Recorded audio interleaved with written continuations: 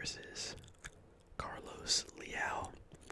I was excited to watch Renat fight against Ruzaboyev, but that's not happening, so Leal's a PFL guy. He's actually pretty good, decent fighter, so I think it'll be competitive. But I'm definitely going Renat. I do think he's definitely a level above.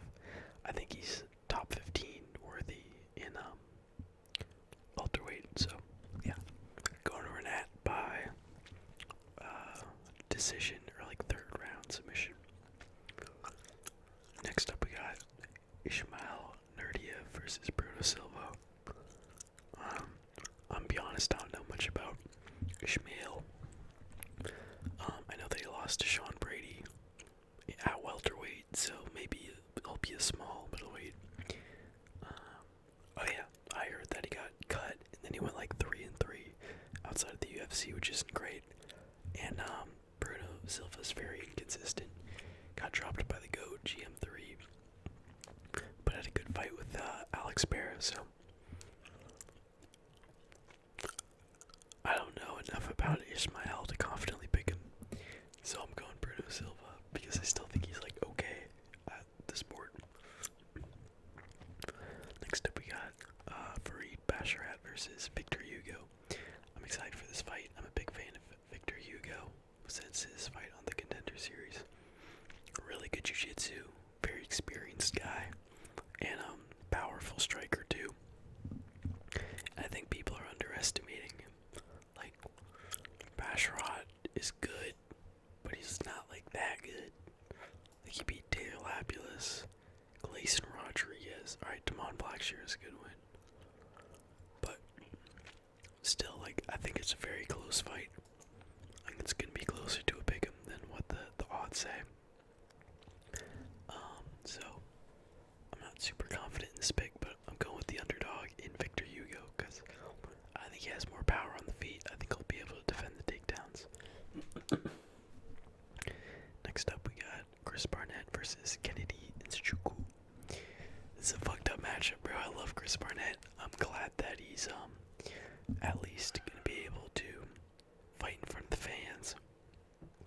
I was sad that his last fight was in the Apex. Because, bro, you gotta put Chris Barnett in front of the fans.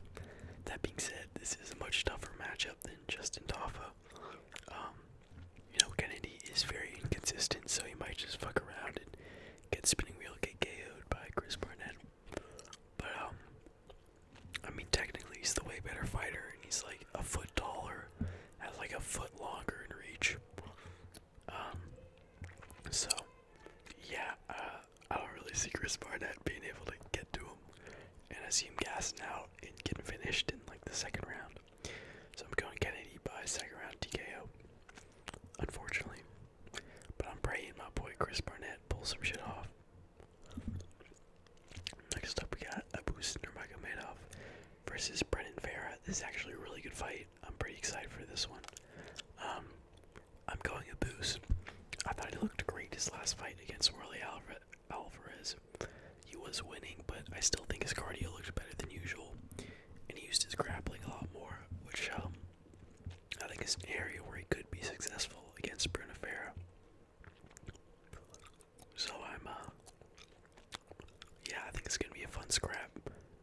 I think Abus might wrestle, and he might have success doing so. He definitely could get caught in the chin. He has been before. His chin's not the best. But I don't know. I think he's a little bit higher level and more technical than Bruno. So I'm going Abus by decision. Next up, we got Mateusz Rebecki versus, I don't even know how to say his first name, Oral by the GOAT, the caveman himself. I'm going to take him. Rebecki, I don't think is a bad fighter. One of those, like, kind of bowl-shaped, like, fucking tree trunk, little, matador, Russian fighters who are, like, extremely strong and explosive, with, good grappling and, like, short and stocky. I did pick Carlos Farah, and I bet a little bit of money on him to beat Mateusz, because I think he's still not that good he's not top 15 level, I don't think. And he gasses out too quick. Like, you can't have one round of gas if you're going against Holloway, who's looked very good, technical, and amazing grappling. So, I think first round he might lose, but I'm going 29-28 Holloway. Next up, we got Jeff Neal and Rafael Dos Nachos. I think this is going to be a sad fight. I'm not looking forward to this. Jeff Neal's a great takedown defense, I believe. And his striking's been looking better than ever. Dos Nachos is too small for a welterweight, and I don't think he's going to be strong enough to take down Jeff Neal, but Jeff Neal lost to Neil Magny, so who knows. But I'm pretty confident in Jeff Neal to get this one done, so I'm going Jeff Neal by a second round KO. Next up, we got Ibo Oslin versus Rafael Caquera. I remember Ibo, he's not bad. He fought Turcali, kind of smoked him, but he didn't look phenomenal. Capoeira is like a Brazilian prospect. I don't know too much about him, but he's undefeated, and I just feel like he's probably going to be the better fighter, so I'm going Rafael Caquera by first round knockout. Also, like, what the fuck are they doing with this bout order? How is Jeff Neal and Rafael Dos Nachos not the headliner of the prelims? You got a guy making his debut and a guy with one fight in the UFC over a veteran in like the top 5 at welterweight, and then a former champion. Very strange. But either way, moving on. Oh, dude, I wish Volkov and Gane was still on this card. That's one that really made it stacked for me. Like, when that got taken out, I'm like, it's not as stacked. I had a lot of name value, and I think it would have been a great fight, but either way, we got Putin versus Armin Petrosyan. I think I'm gonna go Armin Petrosyan as the underdog. Bit of not my most confident pick, but I think it's gonna be like a pick'em. I think they're both gonna be extremely competitive and just trying to outpoint each other from range. But Armin has a lot of kickboxing experience. Like, he shouldn't be underrated. He's a solid striker, and I don't think Putin is gonna grapple. So I'm going Armin by boring decision. Split decision.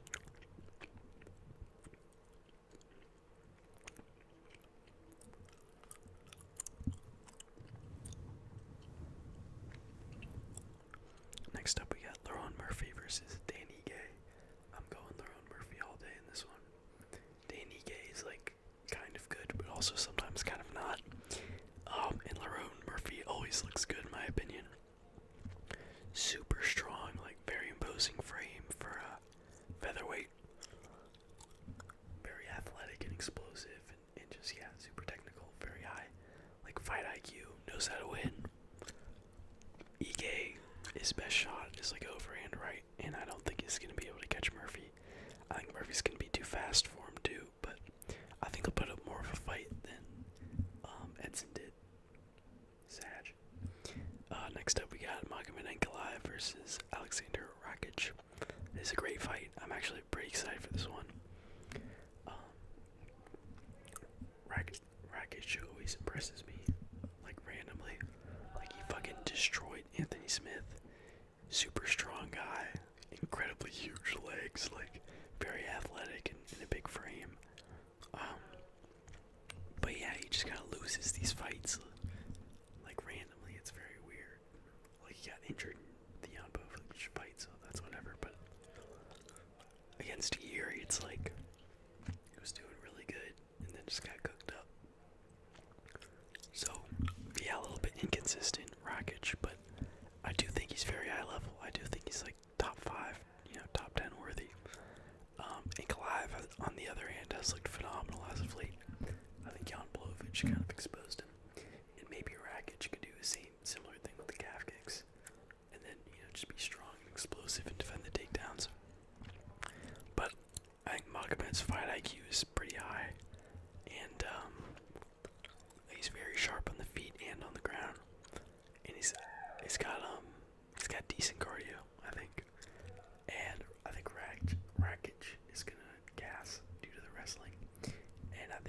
get submitted in the third round. So, going Magomed Ankalaev.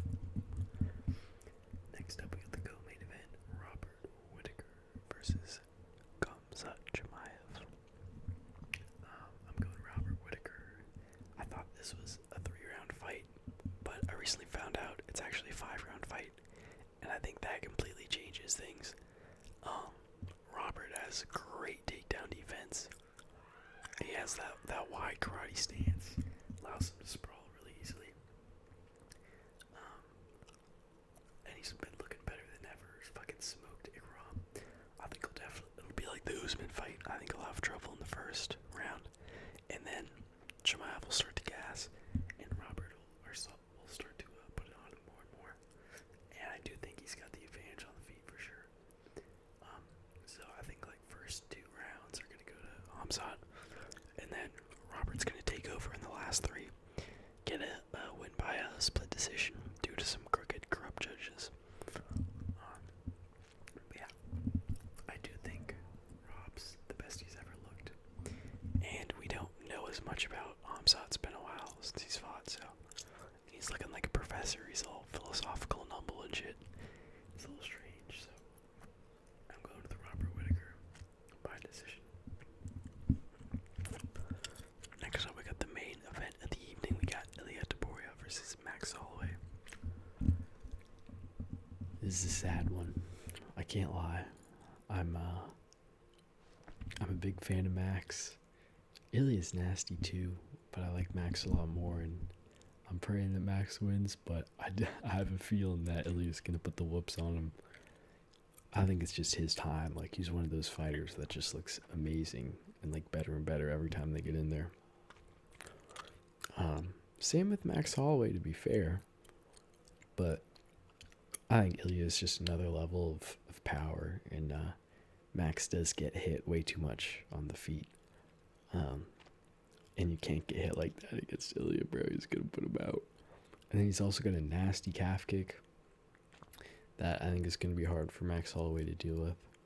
Hopefully Max Holloway can spinning wheel kick him in the nose and just knock him out cold.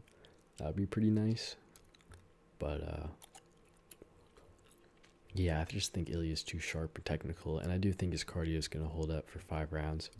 Because Max doesn't have the same style that he used to. He isn't just going forward the whole time and like pushing the pace. Like against Gaethje, he didn't throw that many strikes. He was very technical, which I think is good for going against a guy like Ilia, because he's gonna get caught if he tries to pop, you know. But yeah, I really want Max to win. I'm gonna be rooting for him, but I'm going Ilia by 3rd round TKO. Controversial stoppage. They're gonna stop it early. So yeah, thanks for watching. Don't let the bed bugs bite, and love yourself. Peace.